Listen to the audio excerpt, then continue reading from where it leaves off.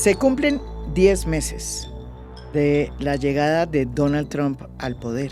Y lo que se ha visto desde entonces es que la propuesta, el motu de este gobierno, de este segundo periodo de Donald Trump, que es Make America Great Again, que se conoce hoy con el acrónimo de MAGA y que traducido al español sería algo así como recuperemos la grandeza de Estados Unidos de nuevo, ya se ha sentido, ya se ha visto cómo camina, ya se ha visto qué significa, sobre todo en América Latina.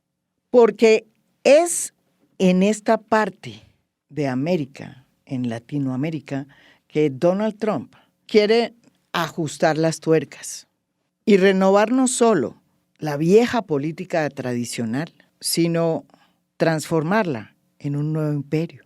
Cuando a Donald Trump le preguntaron sobre América Latina, a su llegada por segunda vez a la Casa Blanca, dejó saber que esa parte de América iba a ser un escenario periférico, que no iba a pesar en su administración. Dijo lo siguiente: no los necesitamos y tampoco ellos nos necesitan.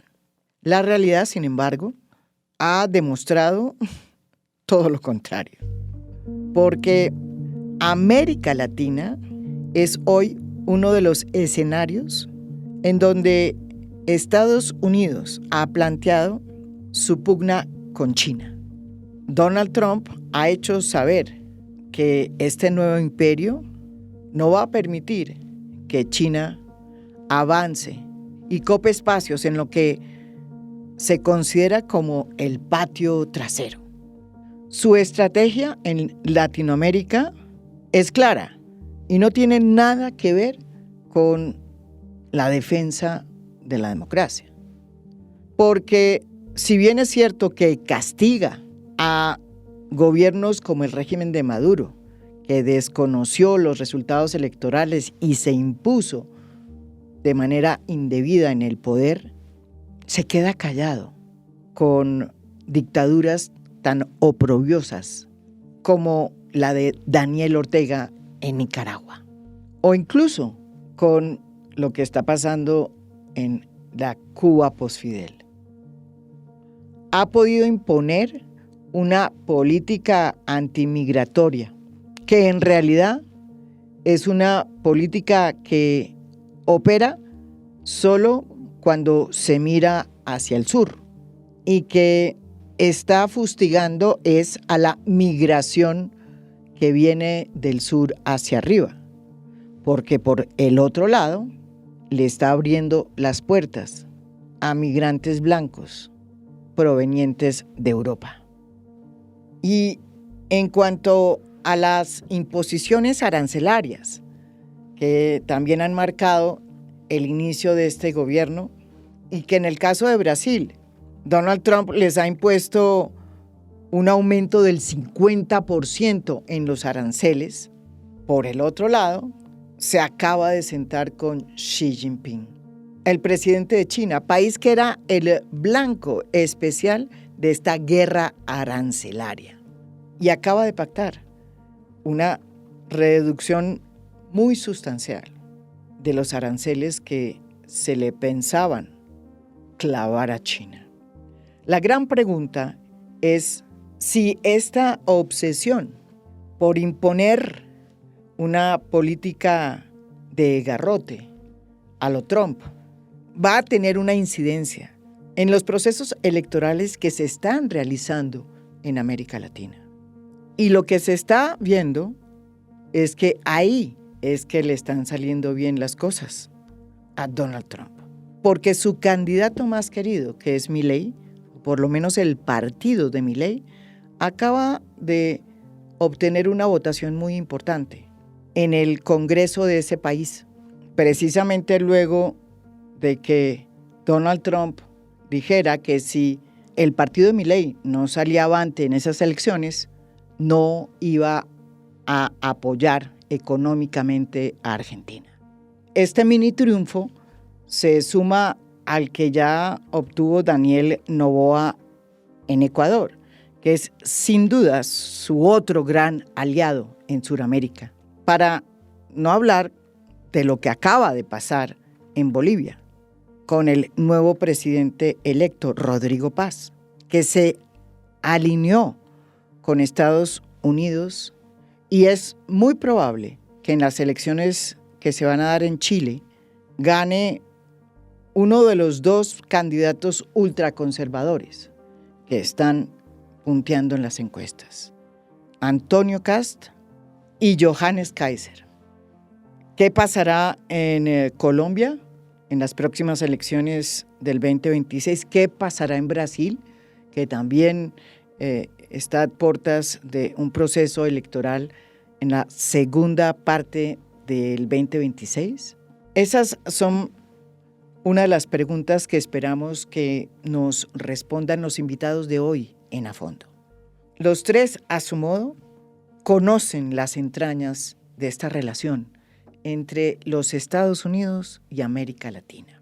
Está con nosotros por primera vez en A Fondo Sergio Ramírez Mercado, escritor, político, abogado nicaragüense español, galardonado con el Premio Cervantes en el 2017.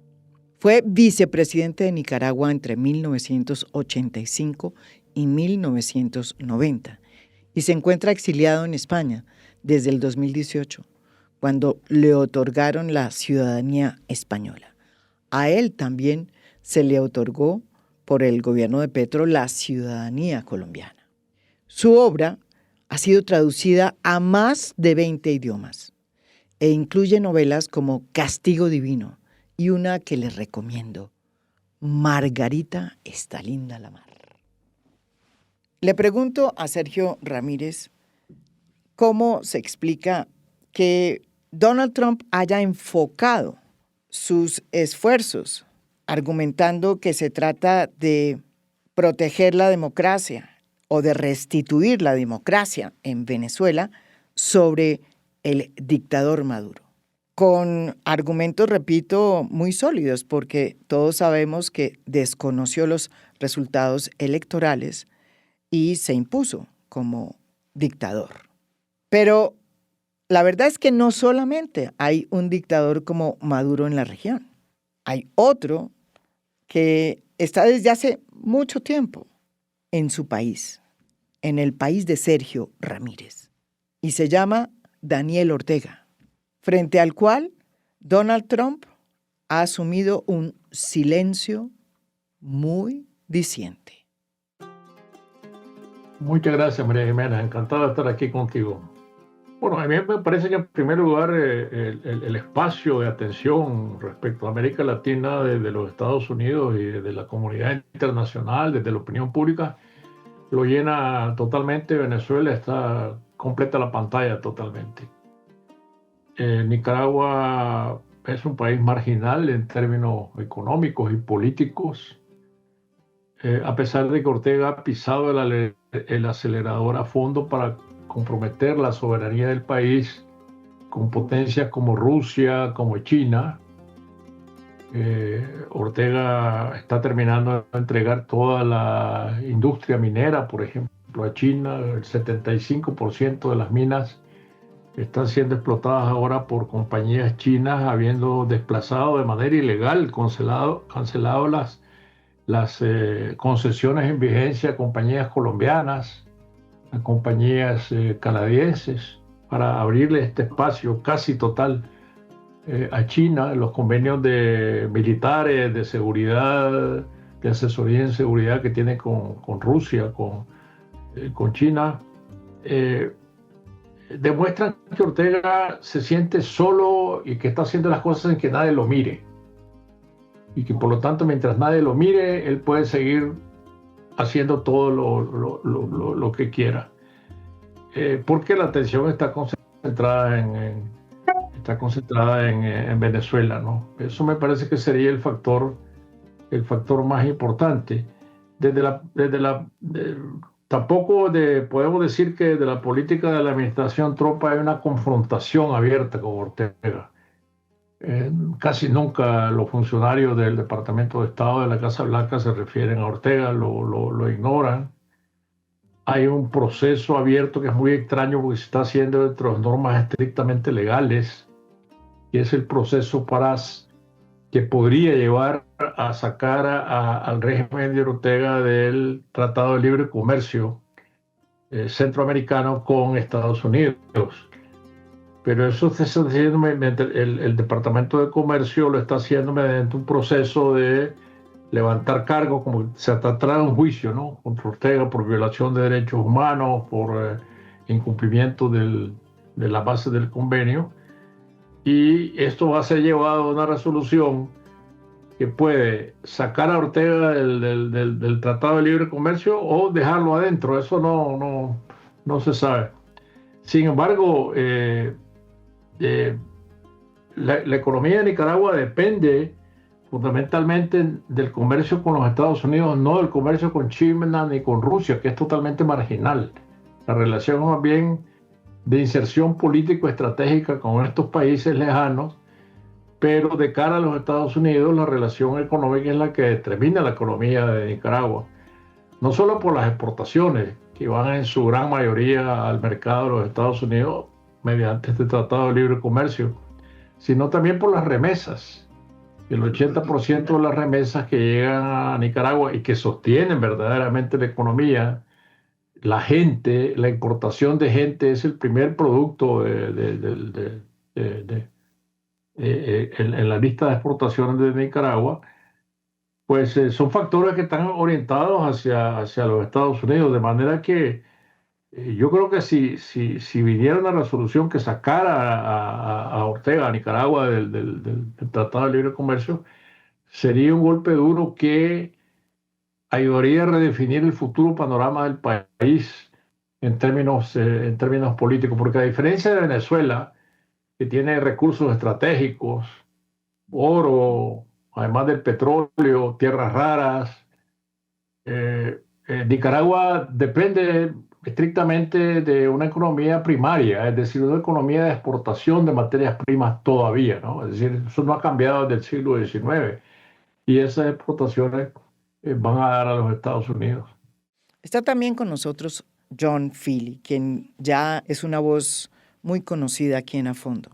John Feely, además de haber sido el embajador de los Estados Unidos en Panamá, fue también por muchos años un muy recorrido funcionario del Departamento de Estado y recorrió la región de pe a pa. Como ustedes saben, decidió renunciar precisamente en el primer gobierno de Donald Trump, porque no estaba de acuerdo con la manera como estaba dejando de lado al Departamento de Estado a la hora de forjar las relaciones internacionales de Estados Unidos.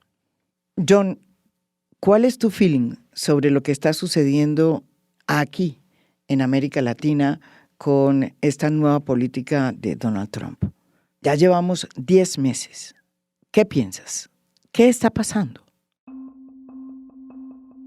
¿Cómo no, María Jimena? Mira, yo creo que es justo decir, en un mal, pues, jugada de palabras, John Feely está feeling mal sobre Donald Trump y América Latina.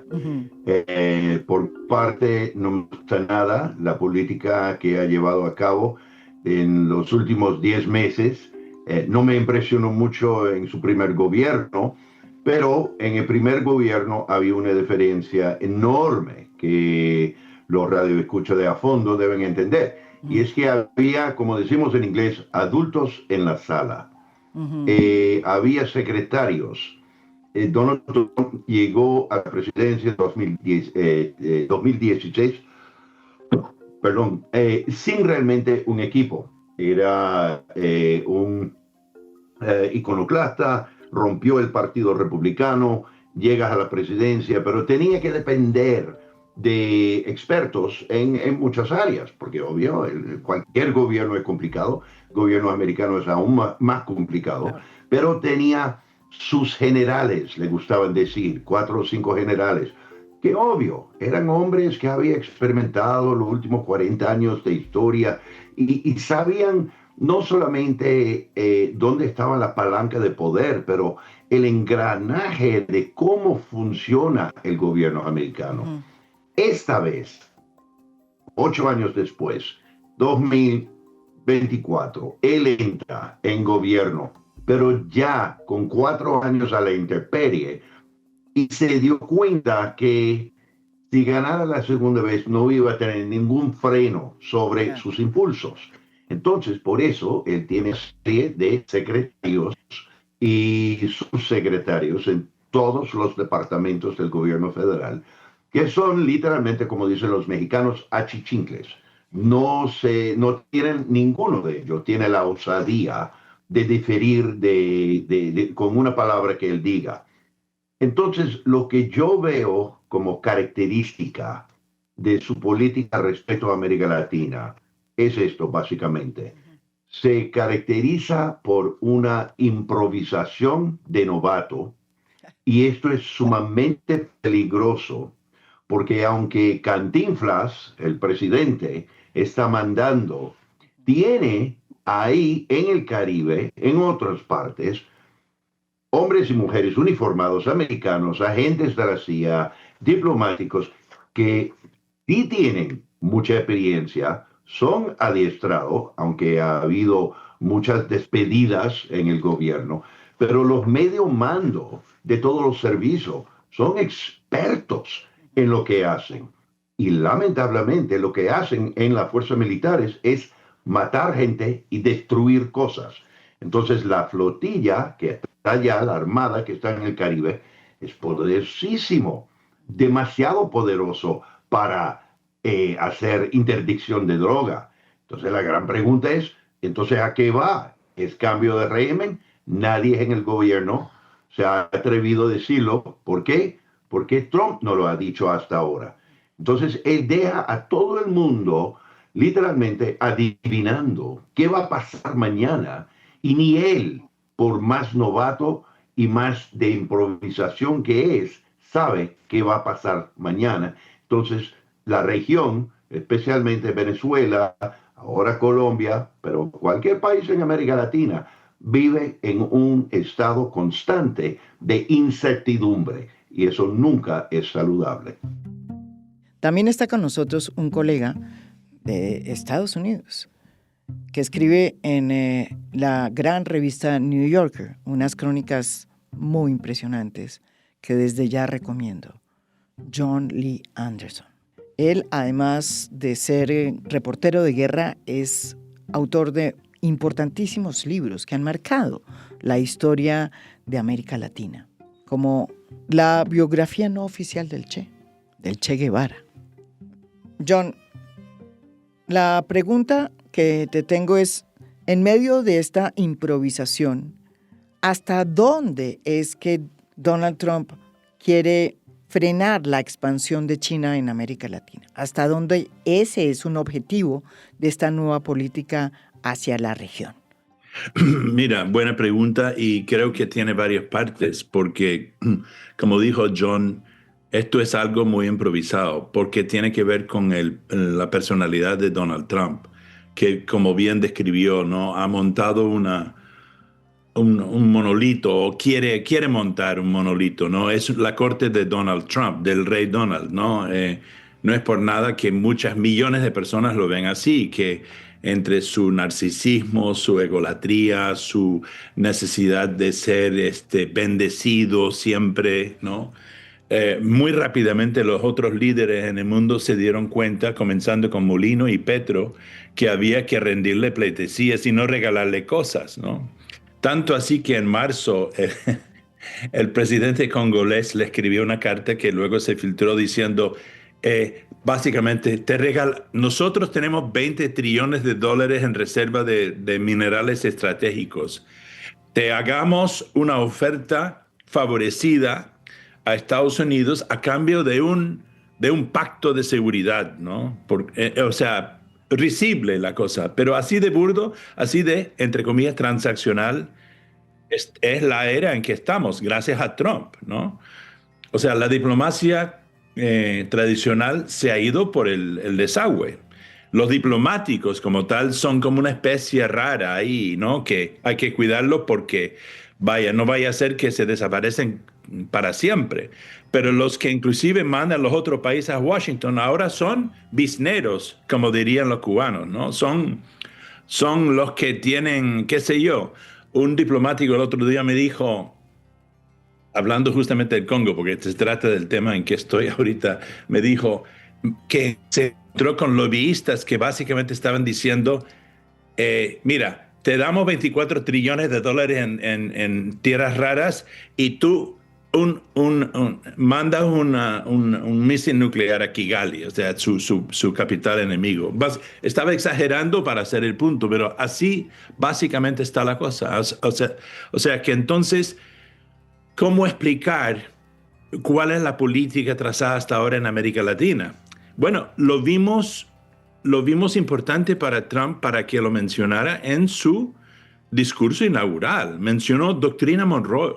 No sé cuándo fue la última vez que un presidente de Estados Unidos sacó eso a flote, ni hablar del destino manifiesto, por Dios, ¿no? O sea, desde mitades del siglo XIX. Más explícitamente que vamos a recuperar el canal de Panamá y queremos Groenlandia.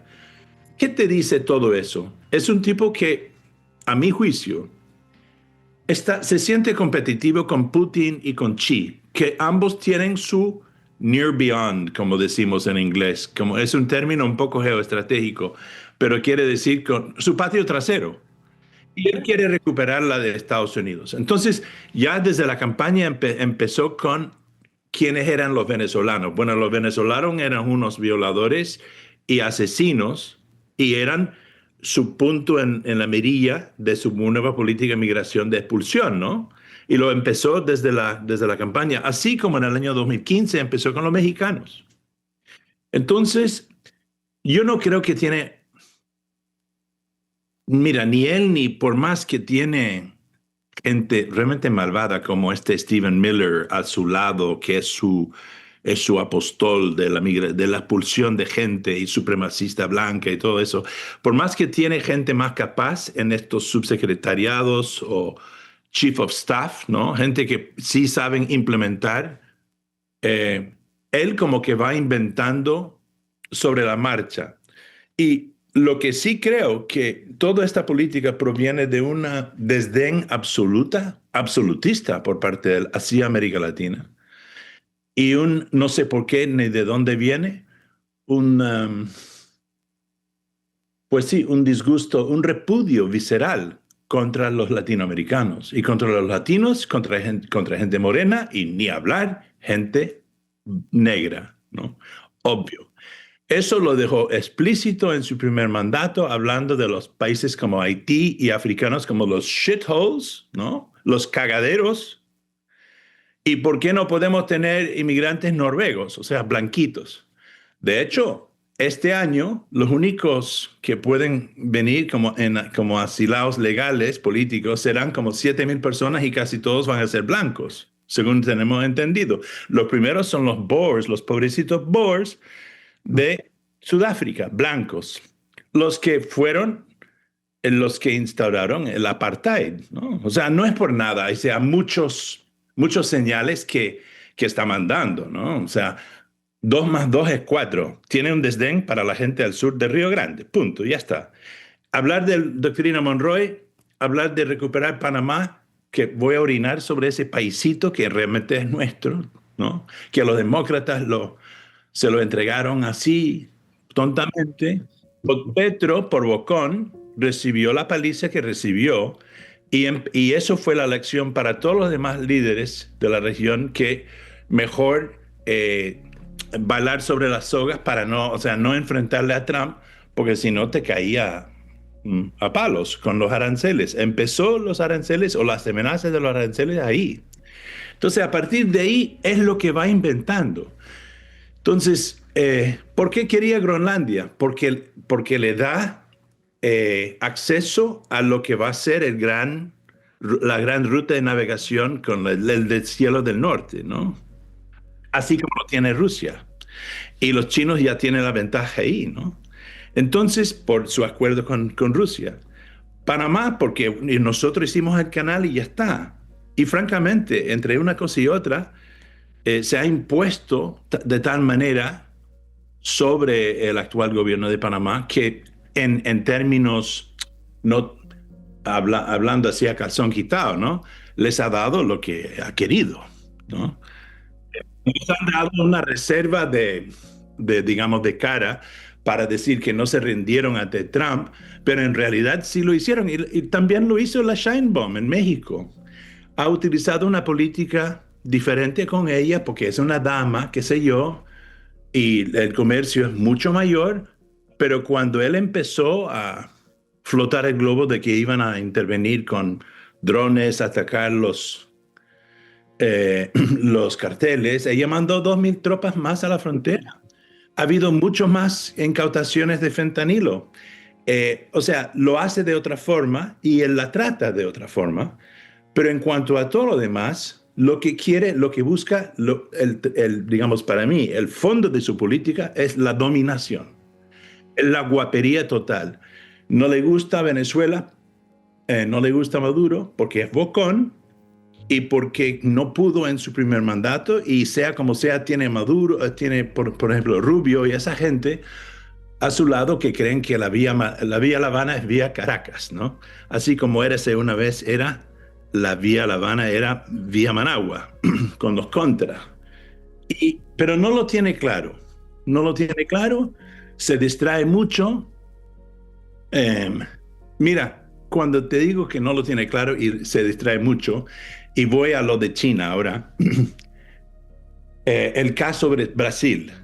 Como todos sabemos, apoyó Bolsonaro, pero de forma burda. Es más, cuando finalmente aplicó aranceles a Brasil, era para castigar explícitamente, cosa que no se hace, aparentemente, no, que no se hace así, o sea, se reviste de otra cosa, pero en realidad Brasil tenía ¿cómo lo llamas? Un trade balance, un balance de comercio bastante favorable. Entonces no era por castigar a Brasil por eso, sino era explícitamente, y en su carta, era por enjuiciar a Bolsonaro.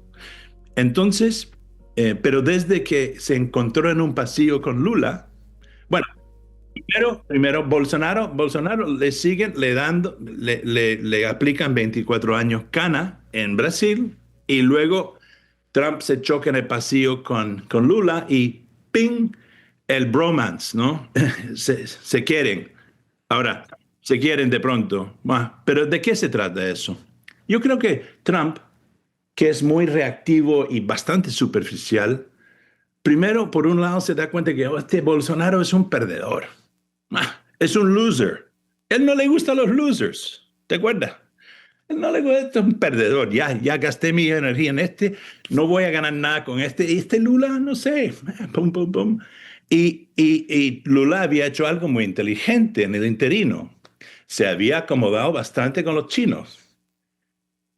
¿No? O sea, tan pronto empezó la cosa con Trump, Brasil, que sí tiene palanca económica en la región, quizás la más, empieza a jugar a deditos con Xi.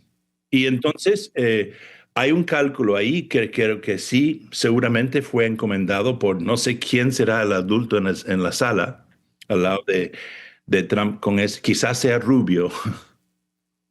Miren que estamos, que el adulto en la sala sea Rubio. En fin, pero quizás lo trabajó un poco para decir que mira, Lula no está a favor de Maduro, ya está acá, en la periferia, Bolsonaro no nos va a dar nada, mira que acaba de firmar un acuerdo muy grande con Xi, mira, tenemos que rescatar esta relación, no sé qué, no sé cuánto. Y ahí están, vamos a ver. Se nota que menos ideológico y más transaccional. Ahora la relación con Brasil está en una especie de limbo. Yo creo que sí tienen en mirillas a los chinos, pero no es una constante. No, pero creo que John ha atinado un tema muy importante aquí. Y estoy de acuerdo con lo que dice. La idea de Trump es simplemente, número uno, estar en el epicentro de cualquier explosión, cualquier escenario. Él tiene que estar en el epicentro de la atención todo el tiempo. Eso es número uno. Número dos, él quiere dominar América Latina. Totalmente de acuerdo. Él no ve con respeto a ninguno de sus pares como presidentes, primeros ministros. Él ve a todos los países de América Latina como pues países de renta, países donde él puede sacar renta, que pueda haber un beneficio para los Estados Unidos, pero es un trato de una sola vía. Él no ve gana-gana, él mismo lo ha dicho en su libro. Entonces, lo que John venía describiendo antes, hay algunos politólogos que lo han llamado la teoría de esferas de influencia. Yo sí suscribo a eso y creo que eso es lo que él quiere. Él sí le tiene respeto a Putin, él sí le tiene respeto como ser humano, como individuo, a Xi Jinping en la China. ¿Por qué? Porque son como los capos mafiosos. Son grandes, son duros, y él tiene que respetarlo. Y él, sobre todo, busca su respeto.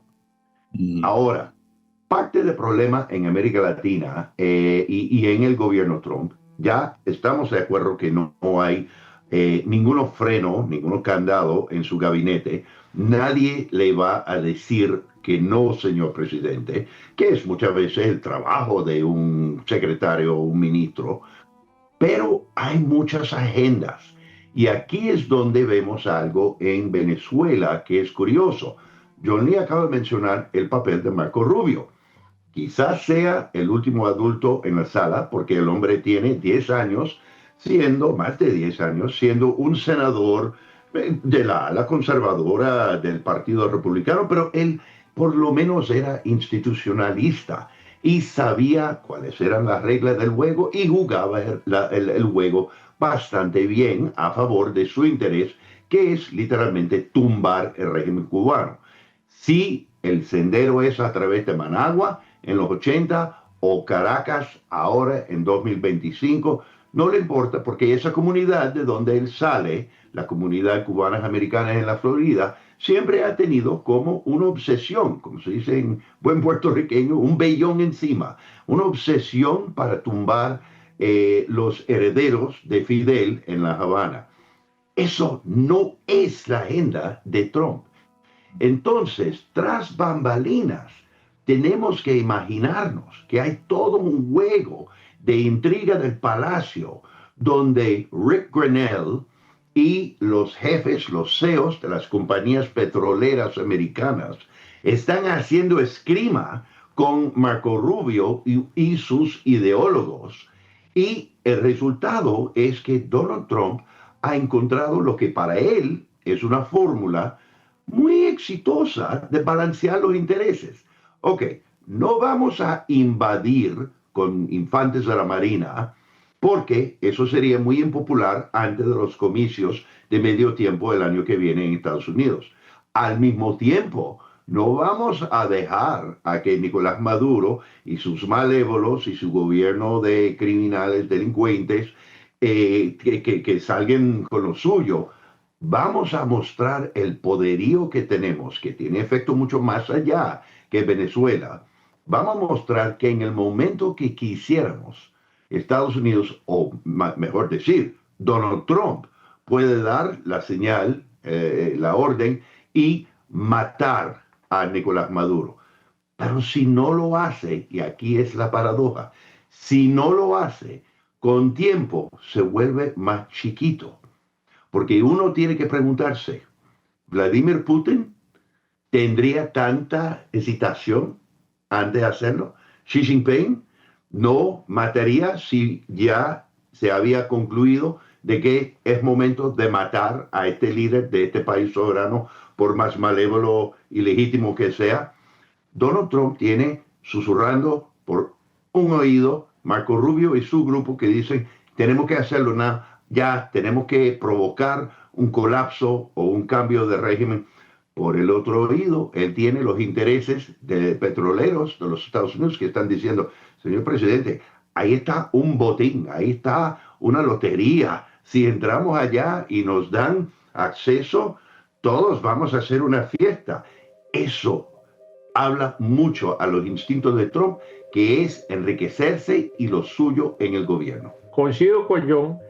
en que, sin embargo, Sí. de que el silencio de los sucesivos gobiernos de Estados Unidos y el desapego respecto a la relación con Nicaragua se ha mantenido, de las administraciones demócratas a las administraciones republicanas. No hay el más mínimo interés en ocuparse de un país como Nicaragua, y sobre todo ahora, vuelvo a insistir en esto, cuando la atención, por muy distintas razones, y aquí los Jones la han explicado, la atención está centrada en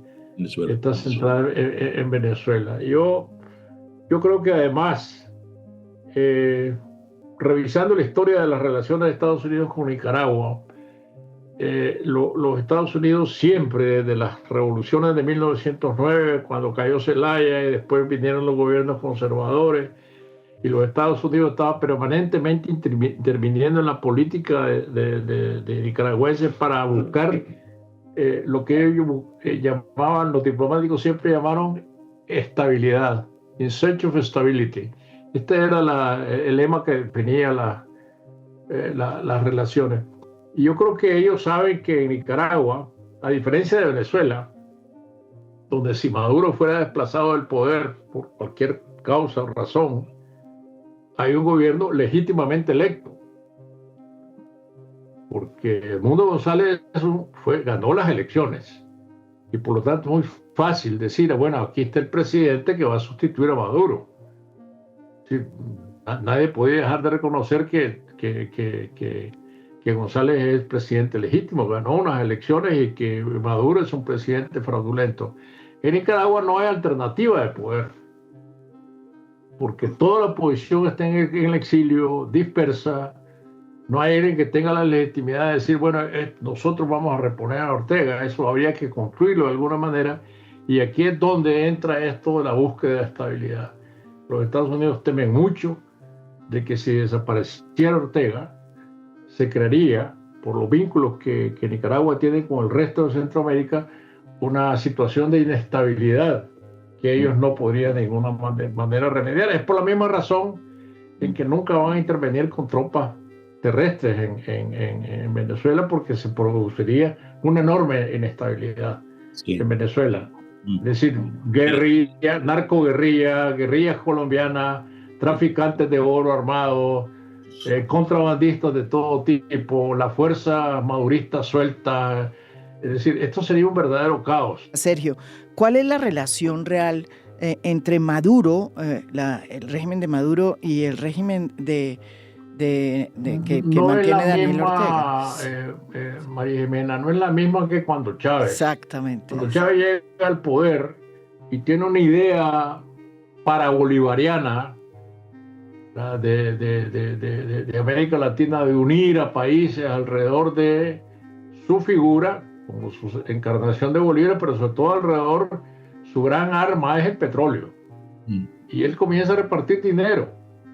Y Ortega recibe en los años en que Chávez lo auxilia, por lo menos $8.000 millones en concesiones, en préstamos petroleros, de los cuales Ortega nunca dio cuenta. No están en las cuentas nacionales de Nicaragua, pero sí están en las cuentas nacionales de Venezuela. Esos dineros. Y eso es lo que hizo posible que Ortega se afianzara en el poder, el apoyo de Chávez. Hoy en día, Venezuela no está regalándole nada a Nicaragua, ya no puede hacerlo. La misma precariedad de la producción del petróleo y la crisis económica, la inflación, etcétera, no le permite darle apoyos económicos. Entonces, la relación entre Cuba, Nicaragua y Venezuela es simplemente política, porque Cuba tampoco está en posición de ayudarle a nadie, como ocurrió anteriormente, ¿no? Con brigadas de médicos, materiales brigadas de construcción, medicamentos, etcétera. Hoy Cuba está en una precariedad absoluta. De manera que este pacto, Ortega sabe que de Venezuela y de Cuba no puede esperar de nadie, no puede esperar nada. Y por eso es que ha tirado la sonda hacia China y hacia Rusia, donde tampoco recibe nada. Es decir, de China lo que recibe son autobuses partidas de autobuses que es risible recordar que la primera partida de autobuses chinos que llegó a Nicaragua solo estaban preparados para el invierno, no para el trópico. Entonces no se podían mover los vidrios de las ventanas. Entonces tuvieron que invertir un montón de dinero en reconvertirlos, ¿no? Es decir, no hay ninguna ayuda efectiva. Ahora a Ortega se le metió que va a construir un aeropuerto nuevo en Managua que cuesta 100 millones de dólares, un aeropuerto ultramoderno. Una compañía china va a construirlo, pero la condición que puso esta compañía privada china es que los primeros 50 millones que cuesta esta inversión Nicaragua se los tiene que entregar en efectivo. Los chinos no dan nada gratis.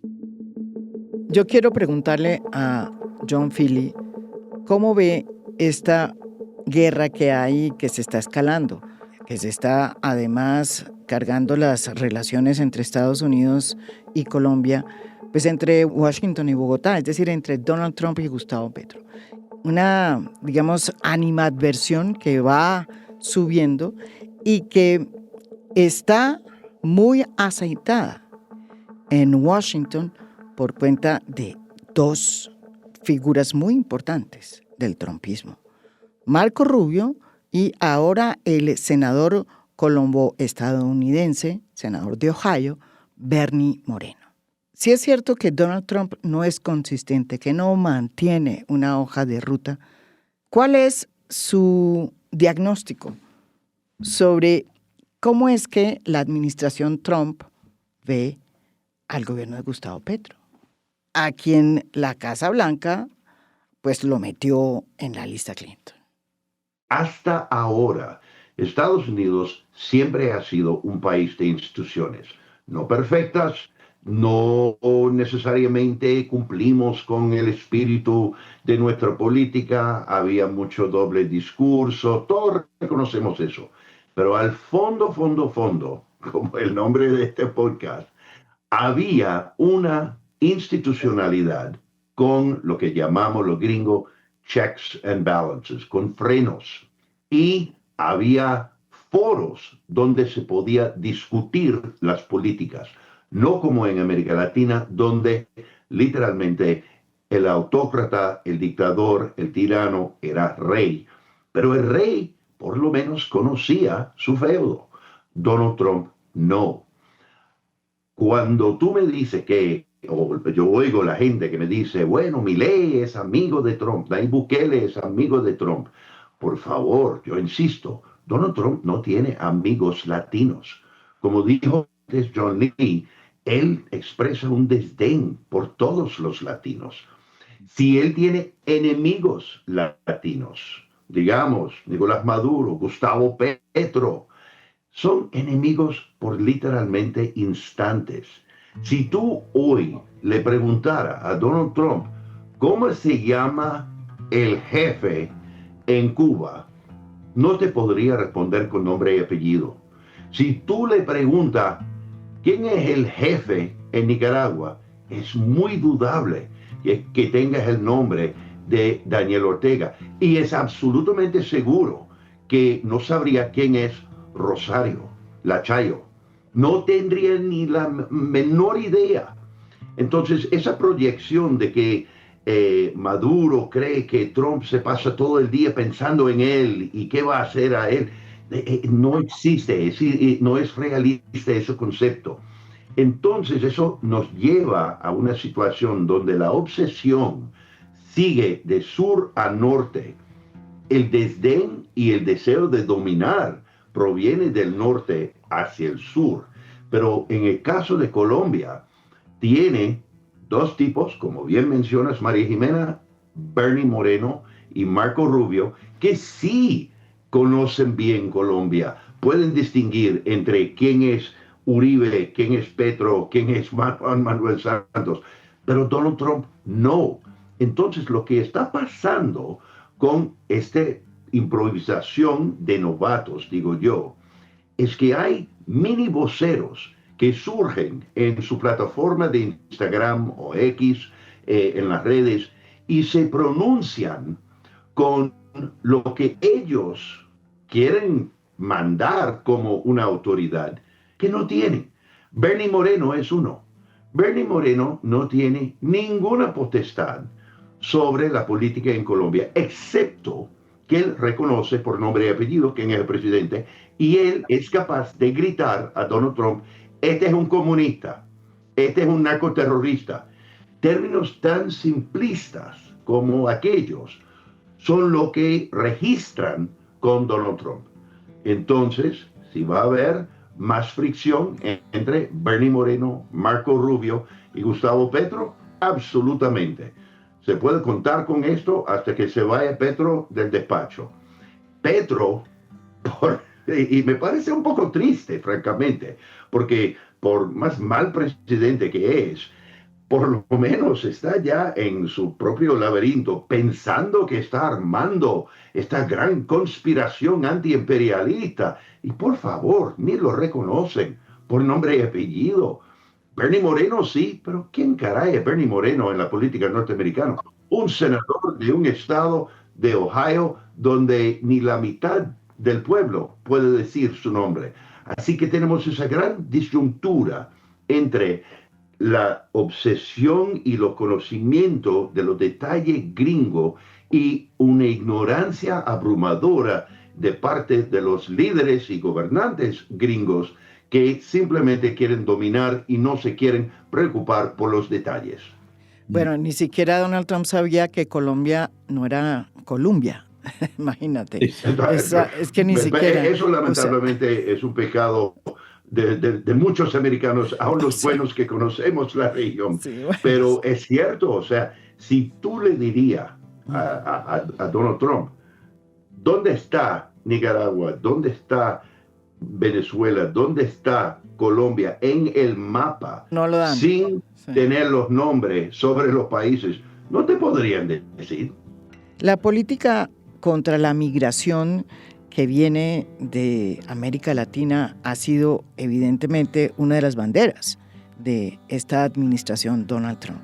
Sin embargo, también es una política muy contradictoria porque en momentos en que vemos a todos los más importantes portaaviones enfrente de las costas de Venezuela, intentando evidentemente hacer un acto de fuerza para presionar al gobierno Maduro, pues por el otro lado, conocemos la noticia de la decisión del propio Donald Trump de levantarle la protección que tenían los venezolanos que llegaron a Nueva York, que llegaron a Miami, buscando protección, asilo y escapando de la dictadura venezolana. En este momento hay cientos de venezolanos que al no tener esa protección, se han convertido en ilegales y pueden ser deportados a su país, de donde salieron, porque o los encarcelaban, o los torturaban, o no tenían que comer. Bueno, a mí me parece que la prioridad de la administración Trump es cortar la migración de raíz. Cortar la migración latinoamericana de raíz y no importa quién se vaya en la balastra, ¿no?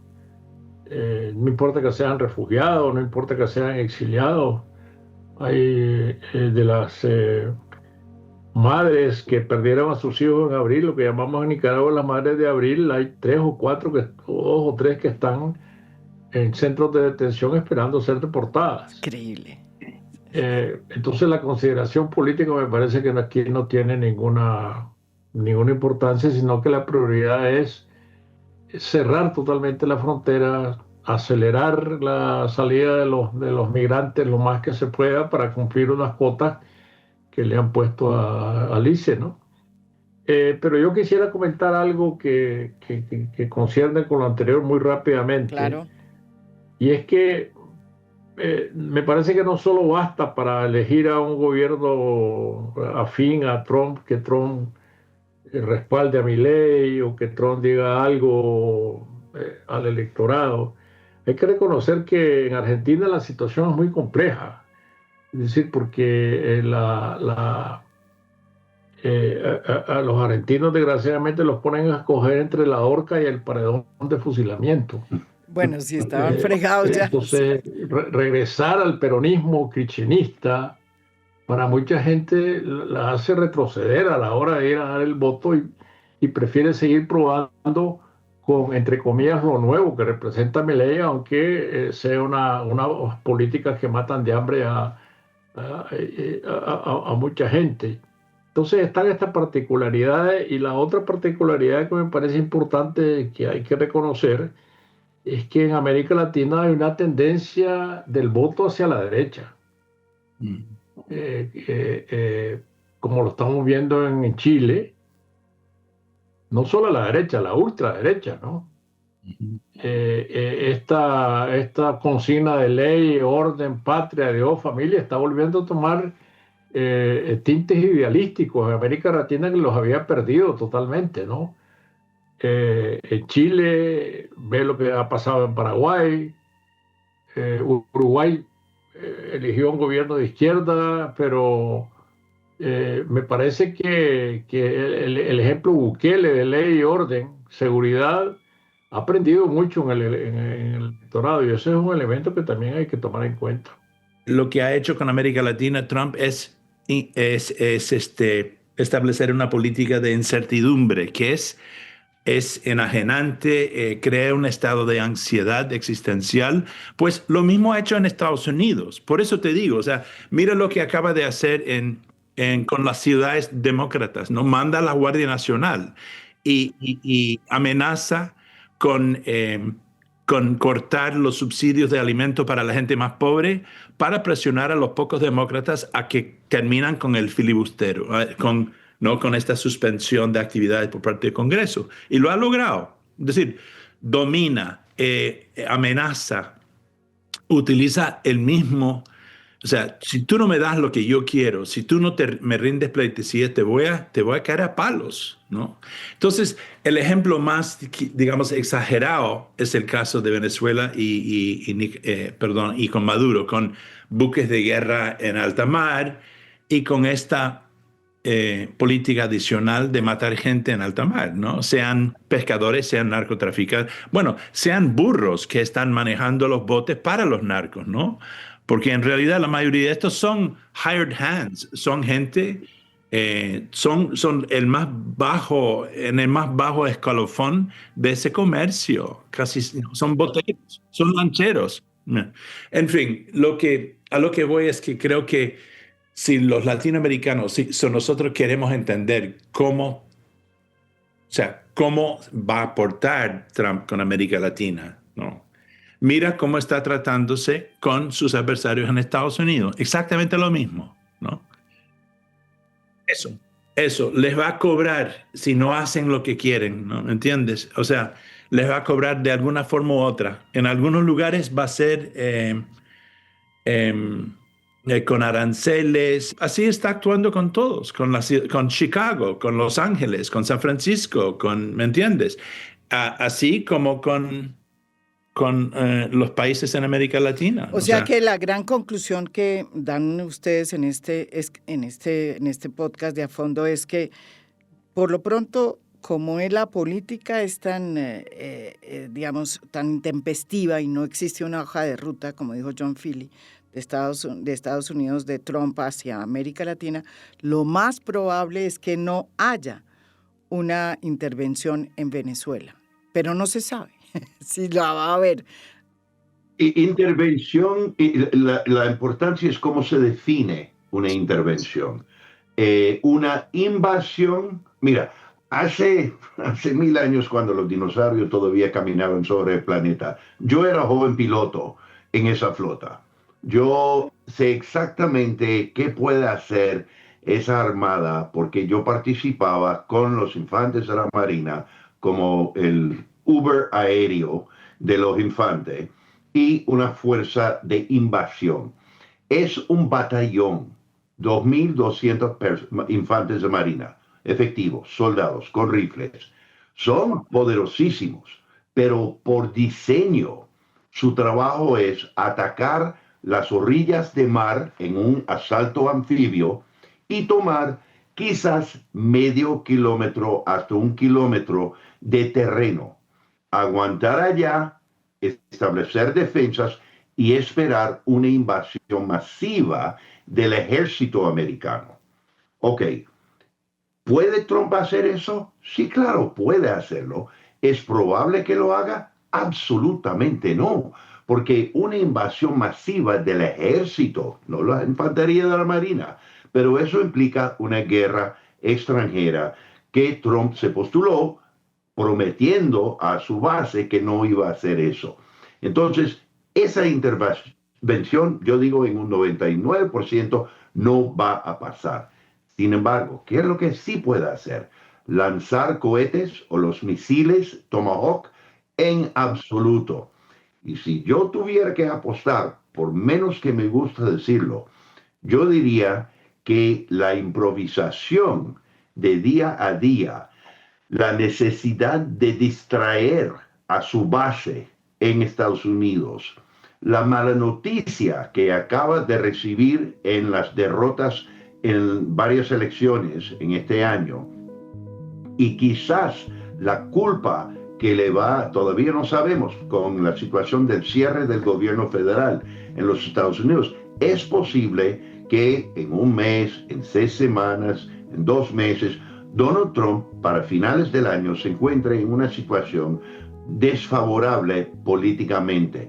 En ese entonces, sabiendo que entre su base son populares los ataques, lo que yo llamo ejecuciones extraoficiales, pero cada vez que él pone un video volando una lancha, que es lo más probable, como dice John Lee, son narcotraficantes, pero Dios mío, son mulas. Esos son ratoncitos, no son la cabecera, no son los grandes capos, esos son pordioseros. O sea, no justifica el tráfico de drogas, pero no está impidiendo el flujo de droga, y especialmente la droga que mata a americanos, que es fentanilo que viene de México y no de Venezuela. Pero es muy, muy posible, no digo hasta ahora probable, pero no sé, porque no hemos vivido mañana hasta ahora. Tenemos que ver cómo se levanta mañana Donald Trump. Pero es posible que dé la orden de mandar algunos misiles para volar, explotar unos huecos tremendos en Venezuela. Decir que ahí antes estaba un centro de trasiego de droga y al hacerlo 2, 3, 4 veces, declarar que hemos ganado la guerra, ya no hay tráfico que viene de droga que viene de Venezuela y paulatinamente retirar la flota. Trump es experto en eso, fracasar y disfrazarlo de éxito. La pregunta, la gran pregunta, otra vez, no es cómo los latinos lo perciben. Si los latinos perciben a Nicolás Maduro tan macho que puede quedarse allá a través de todas las amenazas y misiles en Venezuela, eso no importa nada, porque los venezolanos no votan en las elecciones en Estados Unidos. Si su base de militantes en MAGA creen por la desinformación de la Casa Blanca que al matar aproximadamente 70 hasta hoy tripulantes en lanchas, reventar algunos kilómetros de selva venezolana con misiles Tomahawk, si el jefe dice hemos ganado la guerra, ya Venezuela hemos obliterado la capacidad de trasiego de droga, no importa que no sea verídico, si ellos lo creen, Donald Trump va a contentarse en que hemos ganado y Marco Rubio va a ser el gran perdedor. Bueno, yo siempre insisto en que el mundo, o los Estados Unidos, el mundo debería prestar más atención a lo que está ocurriendo en Nicaragua. Se trata de una degeneración atroz, de un régimen que ha devenido en una dinastía familiar, con toda la prensa independiente fuera de la frontera, expatriada, los intelectuales, 1 millón de nicaragüenses fuera de Nicaragua, un régimen que impone el miedo, el silencio, donde las libertades públicas y los derechos humanos han desaparecido, y hay que acordarse de que este país existe. Lo que estamos experimentando ahora es un interregnum donde Donald Trump está poniendo un experimento autoritario. Pero no, yo creo que va a fracasar. Creo que ya vemos indicios de que está fracasando desde adentro, pero el mero hecho de que el payaso sigue siendo payaso no quiere decir que no es capaz de hacer muchísimo daño, causar muchísimo dolor económico, social, emocional, y que los daños y secuelas del trumpismo nos van a tomar una buena generación para sanar. Pero soy abuelo y tengo pues un hijo que vive en Nueva York y escucho cómo él estaba tan emocionado al ver a Mamdani ganar allá. Tengo amigos que en Virginia, en New Jersey, que vieron a dos mujeres gobernadoras no socialistas, no izquierdistas, pero centristas, madres sobre todo, que para mí es muy importante. Entonces, sí, a plazo largo sigo siendo optimista. A plazo corto vamos a estar con mucha incertidumbre y mucha pelea.